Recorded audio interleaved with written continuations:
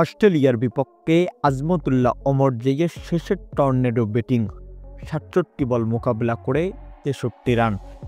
অমরজেই দেখালেন আফগানিস্তান ছোট্ট দল নয়। আফগানিস্তানের সেমিফাইনালের স্বপ্ন বাঁচিয়ে রাখতে অস্ট্রেলিয়ার বিপক্ষে তাদের শেষ ম্যাচ।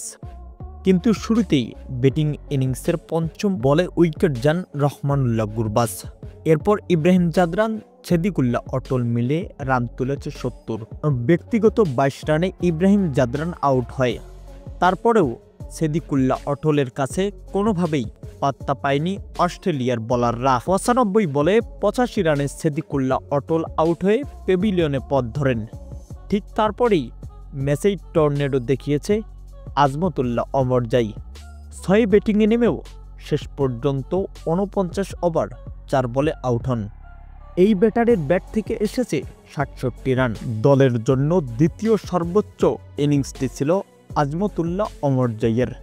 প্রিয় দর্শক, অস্ট্রেলিয়ার বিপক্ষে আজমতুল্লাহর এমন টর্নেডো ব্যাটিং নিয়ে আপনার কি মন্তব্য জানিয়ে দিবেন ভিডিওর কমেন্ট বক্সে।